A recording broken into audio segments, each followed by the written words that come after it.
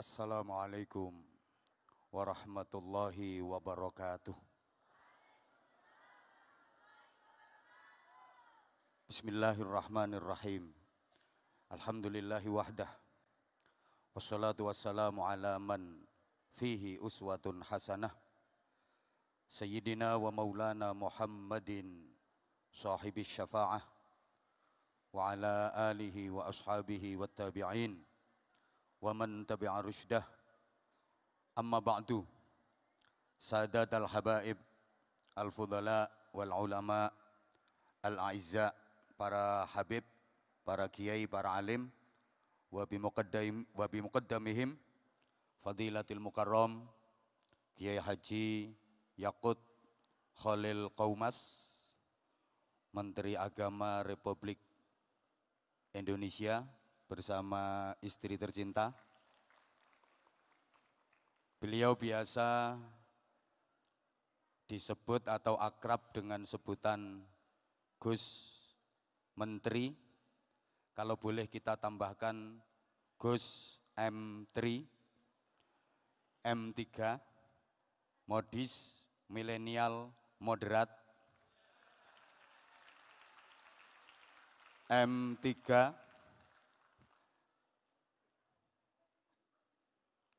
muda, manis, maco.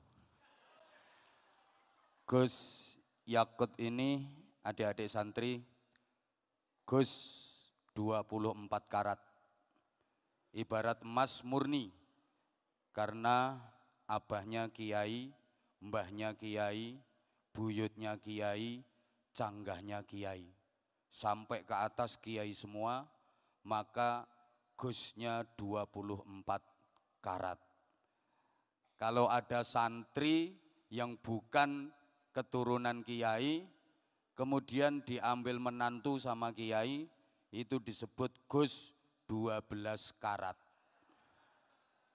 Sama perempuan yang putrinya kiai, asli putri kandung, itu neng 24 karat. Kalau misalnya kalian, maaf, yang bukan keturunan kiai diambil menantu sama kiai, kalian jadi neng 12 karat. Kalau mumpuni handayakti tadi, neng sekarat.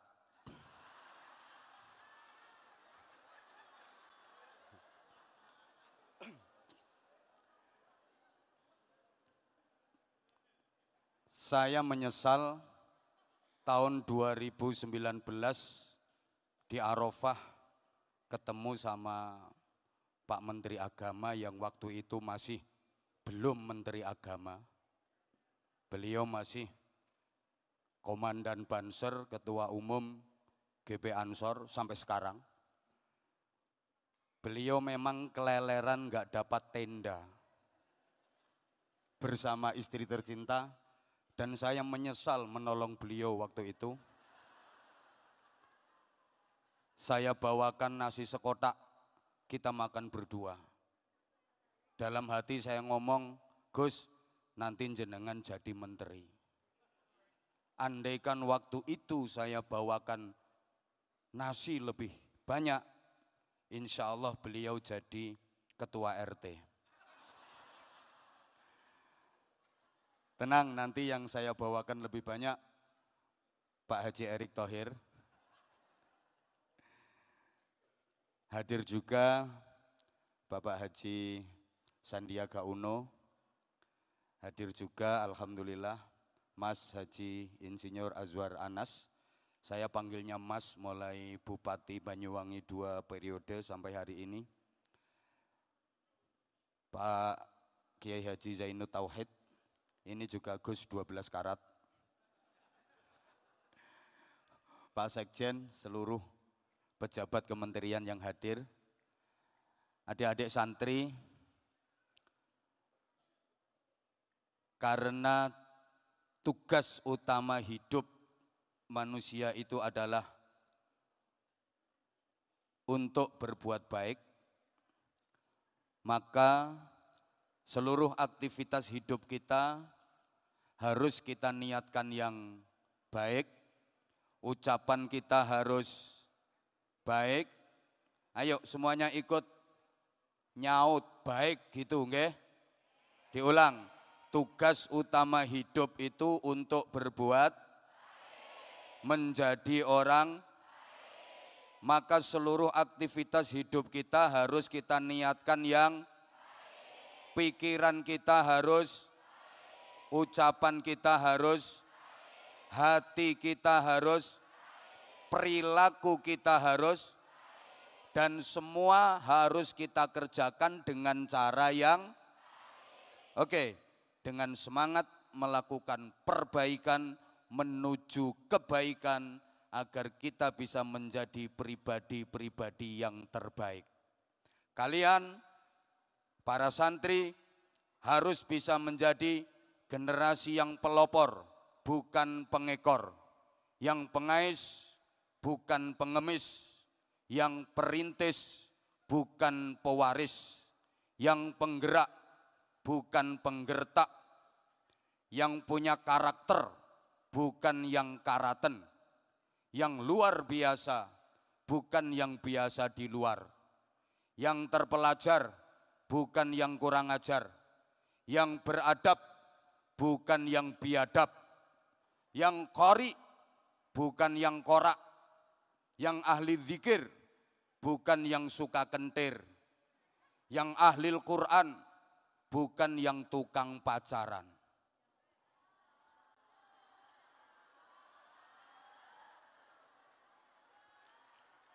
Maka momentum peringatan Hari Santri tahun 2022 ini jangan hanya formal seremonial, jangan hanya tradisi dan selebrasi, tapi harus benar-benar mampu memotivasi kita agar menjadi manusia yang benar-benar berakhlak santri, berjiwa santri.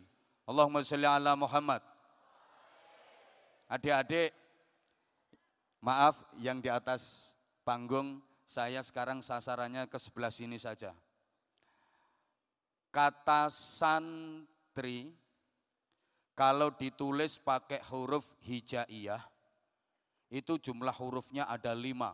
Sin, nun, ta, ra, ya. Masing-masing punya arti kalau ditinjau dari disiplin ilmu taktik, artinya ilmu otak-atik. 5 ini nanti selaras dengan dasar negara kita, ideologi bangsa Indonesia, Pancasila, yang silanya ada berapa? 5. Pertama, sin, itu artinya salikun ilallah. Santri adalah orang yang menempuh jalan kehidupan menuju ridha Allah, fokus pada nilai-nilai spiritual. Ini selaras dengan sila pertama Pancasila, ketuhanan yang Maha Esa.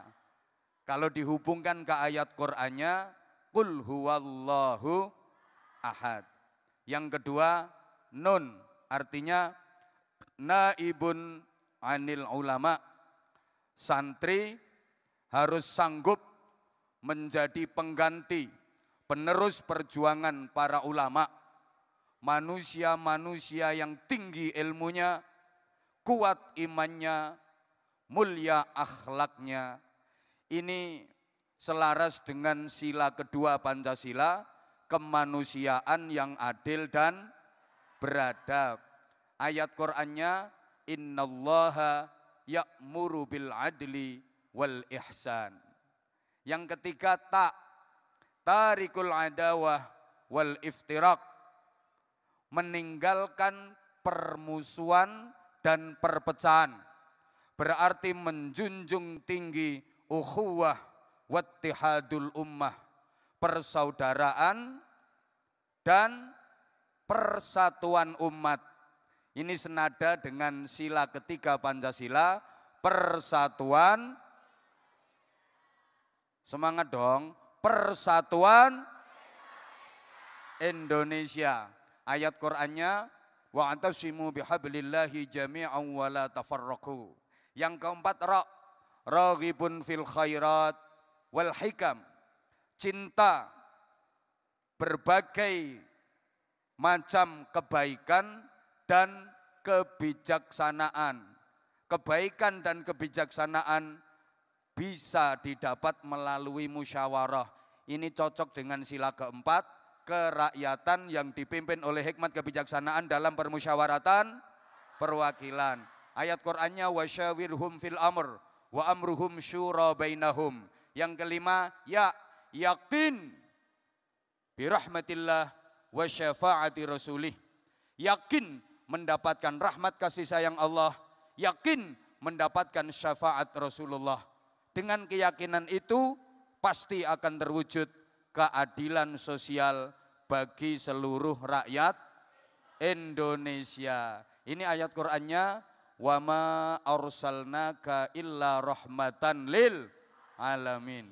Kemudian adik-adik santri, kata santri kalau ditulis pakai huruf abjad A, B, C, D, E, S, A, N, T, R, dan I. S, sanggup. A, amanah. N, neruskan.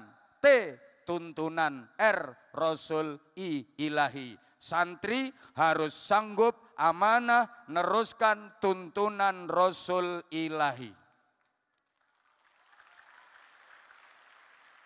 Santri terdiri dari dua suku kata, san dan, kurang semangat yang sebelah sini, san dan, oke, san itu diambil dari bahasa Arab ihsan, artinya kebaikan. Sedangkan tri adalah bahasa Sansekerta, artinya tiga. Maka santri adalah pribadi yang mempunyai tiga kebaikan secara terpadu. Berakhlak baik kepada Allah, berakhlak baik kepada sesama manusia, dan berakhlak baik kepada alam semesta. Adik-adik tolong diperhatikan. Ihsan bahasa Arab itu simbol agama, tri bahasa Sansekerta simbol budaya. Maka santri itu ngerti ini agama, ini budaya. Tahu ini syariat, ini adat. Faham ini islami, ini tradisi. Tidak dipercekcokkan, tidak dipertengkarkan, tapi dipadukan.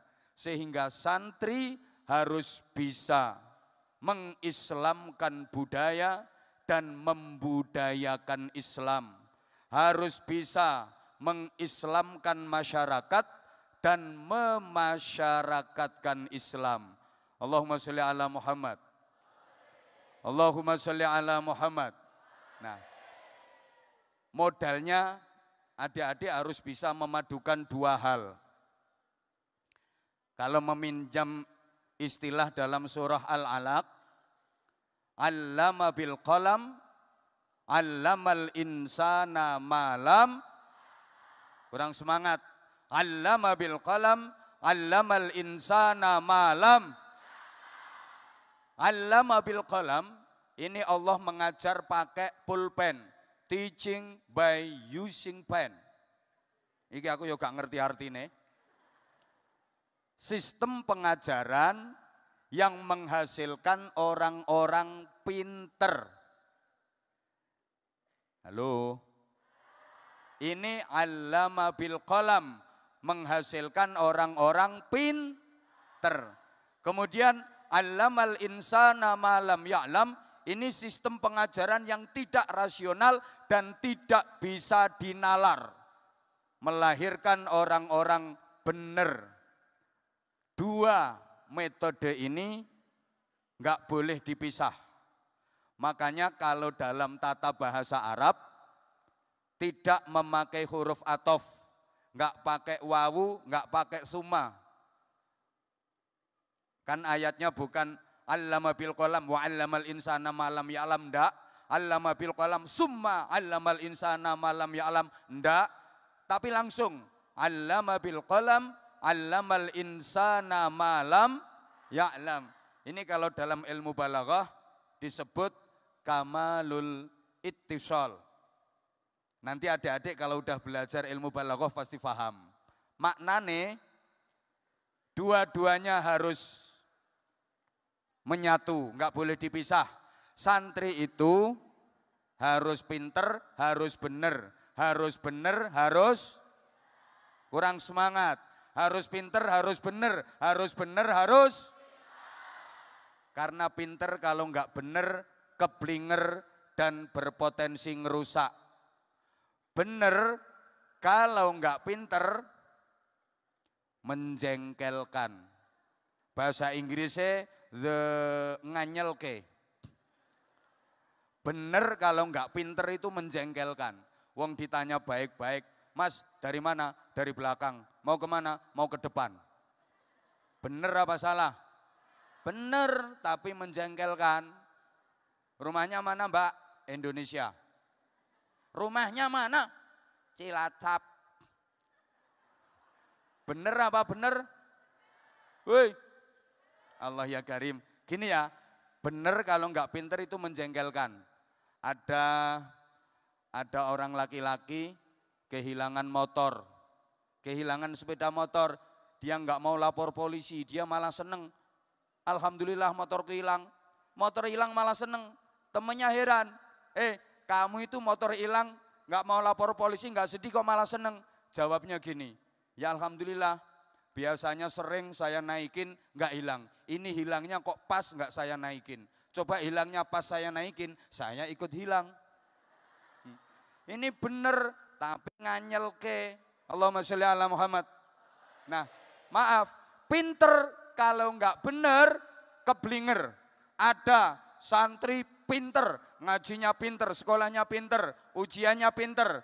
Ujian nahwu sorob nilainya 9. Ujian tafsir hadis nilainya 9. Balaghah mantek nilainya 9. Usul fikih mustalah hadis nilainya 9. Tauhid fikih nilainya 9. Tapi sholat subuhnya juga jam. Ada enggak? Ada. Ini anaknya pakai jilbab warna putih. Maka pinter saja enggak cukup adik-adik. Tolong diperhatikan. Maaf, tolong diperhatikan. Tidak semua orang pinter itu benar. Tidak semua orang yang teriak-teriak. Kalau pengen tinggi derajatnya dunia akhirat, istiqomahlah, rutinlah sholat malam. Orang yang teriak gitu, belum tentu dia sendiri kalau malam rutin sholat malam. Halo? Orang yang mengajak sedekah, belum tentu dia sendiri rajin sedekah. Maaf, orang yang teriak anti korupsi, belum tentu dia sendiri tidak korupsi.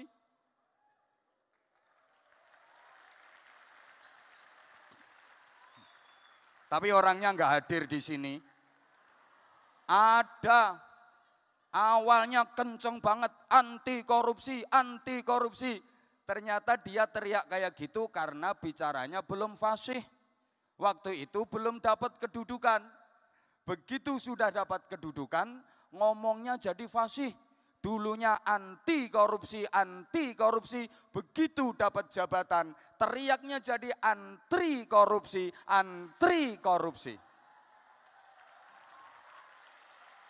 Itu kalau pinter tapi enggak benar, punya potensi ngerusak. Pinter tapi enggak benar. Maaf, yang merusak Indonesia bukan orang bodoh, tapi orang pinter yang enggak benar. Halo? Saya berani bersumpah di hadapan santri yang hadir di sini, bahkan ini disaksikan santri seluruh Indonesia, di hadapan pejabat, para kiai dan tokoh-tokoh yang ada di sini. Saya berani bersumpah demi Allah, yang merusak hutan di negeri ini bukan orang hutan.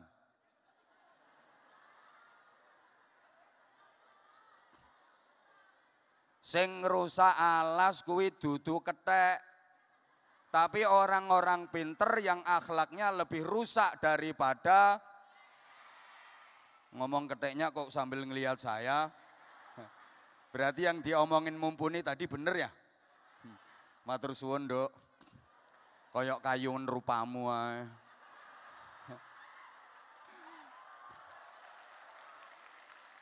Subhanallah. Ini si Mumpuni, secara jujur dia mengakui, memang dia pinter.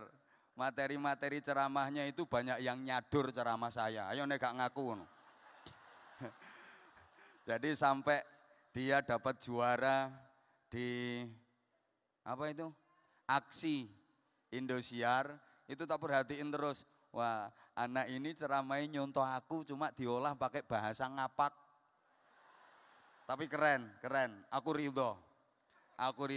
Lebih bagus kayak gitu. Jadi materi-materi ceramahnya Mumpuni itu banyak yang jiplak materi saya. Iya apa enggak? Ayo ngomong enggak. Tapi diolah sama dia. Jujur seneng aku. Daripada ada orang pakai ceramah saya tapi gak ngaku. Keren Dok, gentle, apik ngono iku.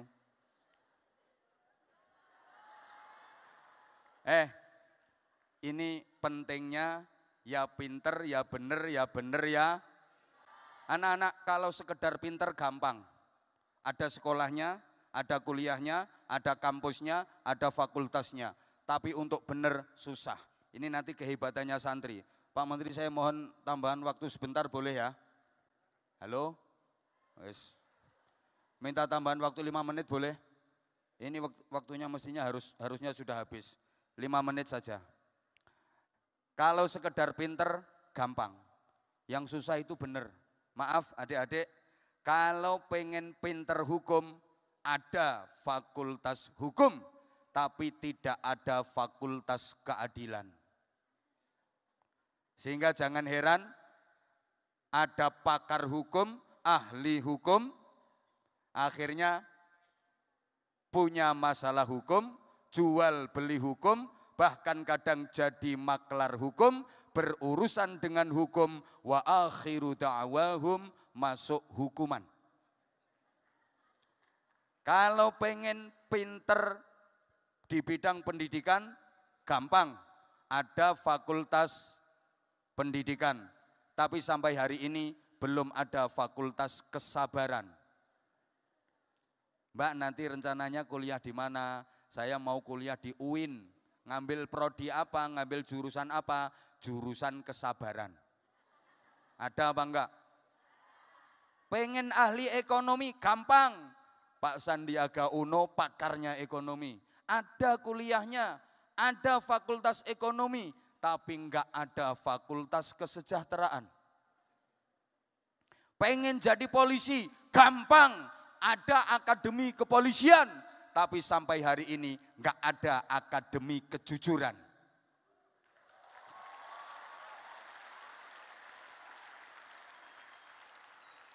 Kalau pengen jadi ahli dakwah, pengen pinter dakwah, gampang. Ada fakultas dakwah, tapi enggak ada fakultas keikhlasan. Maka jangan heran, kadang ada ustadz kiai diundang dakwah, pulang gak disangoni, gremeng. Dan izin Gus Menteri Anwar Zahid bukan lulusan fakultas keikhlasan. Jadi mohon jangan diuji keikhlasan saya. Sampai hari ini saya belum pernah diwisuda dari fakultas keikhlasan. Kiai dulu, kiai-kiai sepuh dulu, termasuk abahnya Gus Menteri, mbahnya Gus Menteri, idola saya di bidang ceramah, singa podium, tapi tiba putune pinter aku ceramahnya. Mbahnya beliau top, mbahnya Gus Menteri ini singa podium. Kalau udah berada di podium di mimbar kayak gini, semua terdiam, cep, kelekep, nggak ada yang berani ngomong. Beliau punya doa yang izin sampai sekarang doanya juga saya amalkan. Bismillahirrahmanirrahim. Sang manik cemar, uripmu wis kawengku dening aku. Itu ijazah dari mbahnya beliau. Ya, ini mumpuni urung duwe, engko tak kei engko.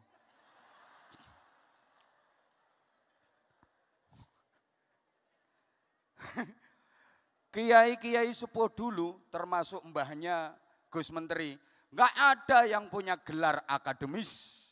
Apalagi titel sampai renteng-renteng lebih panjang daripada namanya. Sekarang kan banyak gelar akademis yang lebih panjang daripada namanya. Di depan ada Prof, DR, DRS, IR. Namanya cuma Dugel. Belakangnya MSI, MHI, MPDI, MM, MH, terakhir BH.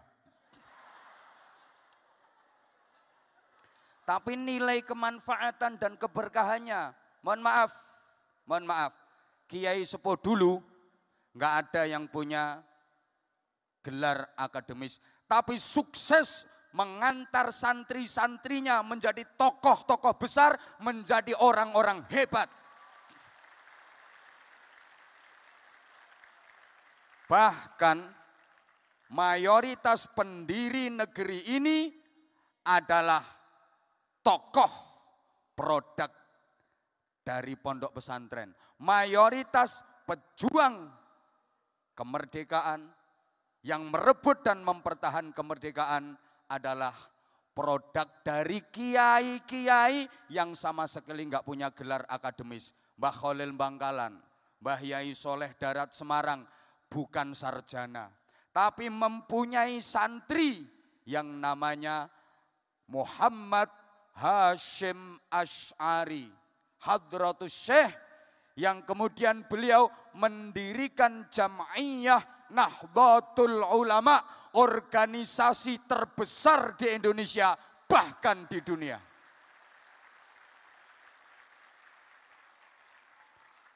Enggak punya gelar akademis. Maaf. Bahkan ya, layak sekali dihargai sebagai hari santri. Kenapa? Ini langsung tak jujuk kayak kapan-kapan kalau diundang lagi tak jelaskan lebih detail.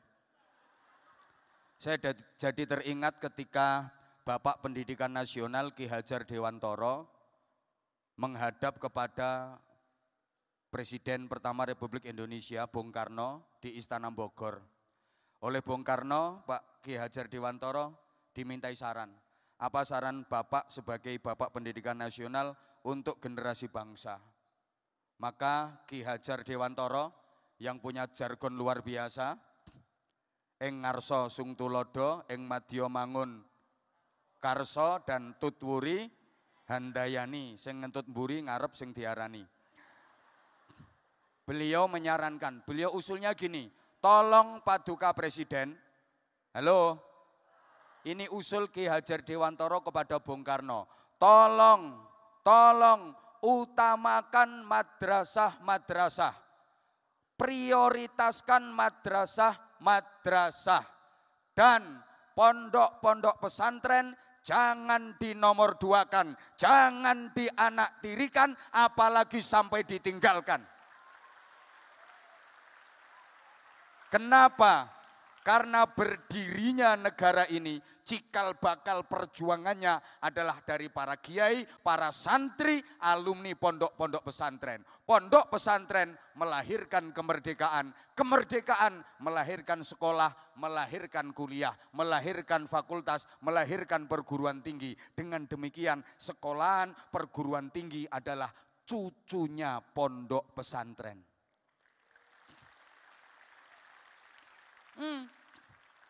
Pahlawan-pahlawan nasional banyak yang kiai. Tolong perhatikan. Coba Itu banyak kiai pahlawan-pahlawan nasional. Ada Kiai Mojo, alim, santrinya banyak. Ada Kiai Imam Bonjol, ada Kiai Sultan Hasanuddin, ada Kiai Sultan Agung, ada Kiai Sentot Ali Basya Prawiro Dirjo, ada Kiai Pangeran Diponegoro. Pangeran Diponegoro itu kiai alim, nama beliau Abdul Hamid. Beliau hamilul Quran, hafal Quran, menguasai qiraah sab'ah. Ada Kiai Tengku Umar, itu pahlawan bersama istrinya, namanya Bunyai Cut Nyakdin. Satu lagi Bunyai Cut Mutiah. Yang belum Bunyai itu Cut Tari, Cut Keke, Cut Meriska. Itu masih belum Bunyai. Sampai pada masa pergerakan. Coba resolusi jihad yang difatwakan oleh Hadratus Syekh Mbah Hasyim Asy'ari dahsyat. Para kiai dan para santri secara heroik berperang melawan penjajah, merebut kemerdekaan. Komandannya para kiai, komandan Hizbullah, komandan Sabilillah. Ada Mbah Kiai Haji Abbas Buntet, ada Mbah Kiai Wahab Hasbullah Jombang, ada Mbah Kiai Haji Maskur. Halo? Halo? Maka pantas kalau diperingati sebagai hari santri. Saya pernah ditanya, kenapa kok hari santri kok bukan hari kiai? Dijelaskan, disebut hari santri bukan hari kiai sebab kalau kiai pasti santri, tapi kalau santri belum tentu bisa jadi kiai. Kiai itu udah pernah jadi santri dan meskipun sudah kiai tetap santri. Nek santri belum tentu bisa jadi kiai, paham? Ini kayak ada peringatan hari buruh tapi enggak ada peringatan hari majikan. Karena kalau majikan pernah jadi buruh. Ini Mas Sandiaga Uno ini sekarang majikan ekonomi, pernah jadi buruh. Sekarang jadi majikan. Ada peringatan hari buruh, enggak ada peringatan hari. Ada peringatan hari anak, tapi enggak ada peringatan hari orang tua. Kalau orang tua pernah jadi anak, tapi anak belum pernah jadi orang tua. Paham? Di Indonesia ada peringatan hari ibu, tapi enggak ada peringatan hari bapak. Karena semua bapak dilahirkan oleh ibu.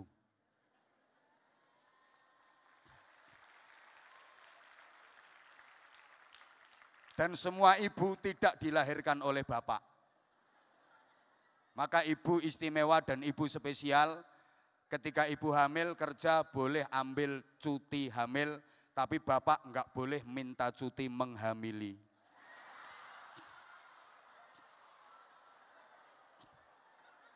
Memang wanita itu engko nang njaluk cuti menghamili.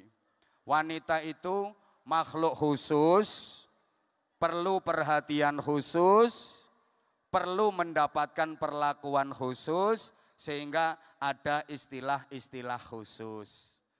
Sampai dalam Al-Quran saja ada satu surat khusus An-Nisa, artinya wanita. Enggak ada surat Ar-Rijal.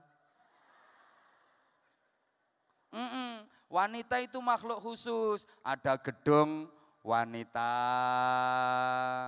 ada menteri peranan wanita, ada dharma wanita, dharma pria gak payu.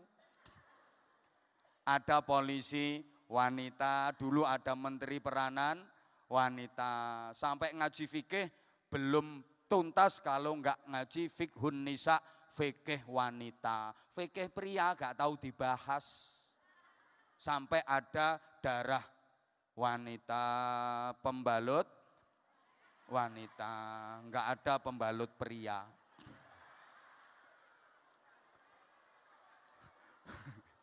Dulu, setelah pejuang itu sampai mau merumuskan negara, ini terakhir, mau menentukan bentuk negara, ini ada yang usul.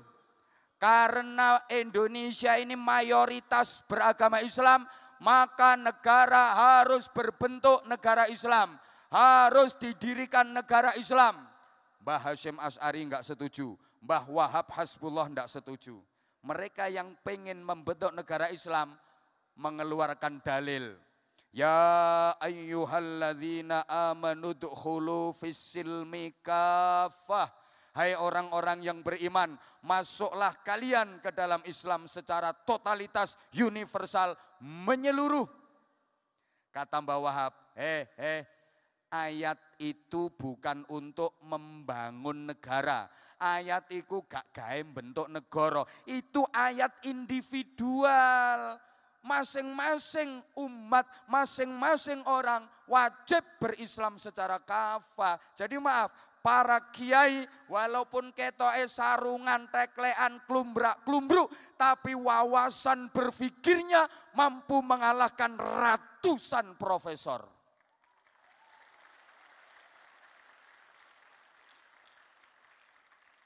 Bekali diri kalian dengan 3 ilmu, adik-adik. Kalau tadi Ustazah Mumpuni ngasih tip kalian 3 ilmu, saya juga ngasih 3 ilmu. 1, ilmu dini, ilmu agami. 2, ilmu profesi. 3, ilmu kreasi. Ilmu dini didapat melalui ngaji, mulai TPQ, Madrasah Diniyah, Pondok Pesantren. Ilmu profesi didapat melalui sekolah, mulai pos PAUD, playgroup, TK sampai perguruan tinggi. Ilmu kreasi didapat melalui realitas kehidupan, melalui proses kehidupan.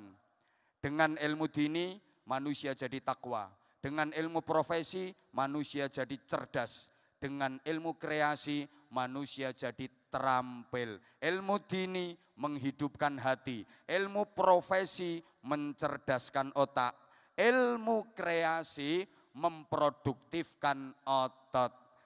Ilmu dini mensensitifkan hati sehingga jadi ahli zikir. Ilmu profesi mencerdaskan otak sehingga jadi ahli fikir. Ilmu kreasi memproduktifkan otot sehingga jadi ikhtiar. Ahli zikir, ahli fikir, ahli ikhtiar. Takwa, cerdas, terampil, sensitif, kreatif, produktif, imajinatif, inspiratif, inovatif. Ahli zikir, pinter mikir, gelem nyopir, duwe musuh wani melintir. Mampu menghadapi masalah moralitas, kreativitas, dan kriminalitas. Qalbiyah, akliyah, jasadiyah. Ini santri kalau bisa seperti itu, benar-benar santri yang berdaya. Dan siapapun yang melihatnya dibikin tak berdaya.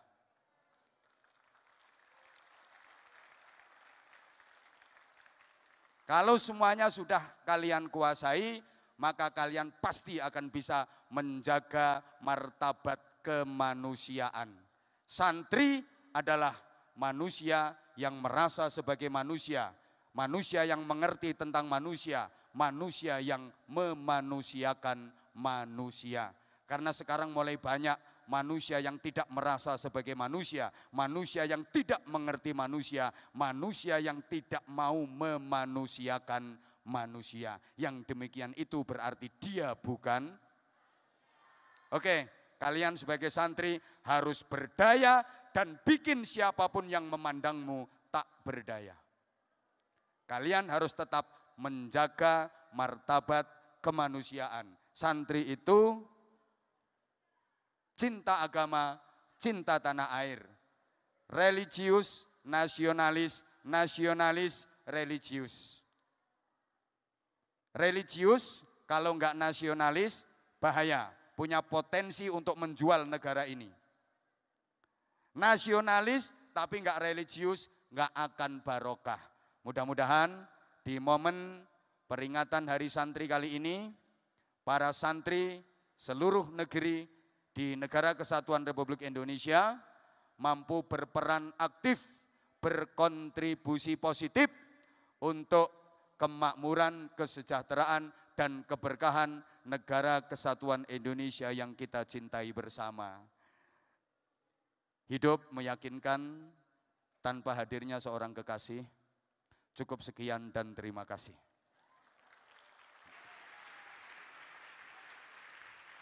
Tanpa kekasih, hidup terasa hampa. Terima kasih dan sampai jumpa. Burung cendrawasih hinggap di kayu. Terima kasih, thank you. Terakhir untuk Gus Menteri, kalau ada sumur di ladang, bolehlah kita menumpang mandi. Kalau ceramah saya masih kurang panjang, silahkan diundang lagi. Nyuwun ngapunten, semuanya mohon maaf yang sebesar-besarnya. Wafaqanallahu wa iyyakum lima yuhibbu wa yardah. Assalamualaikum warahmatullahi wabarakatuh.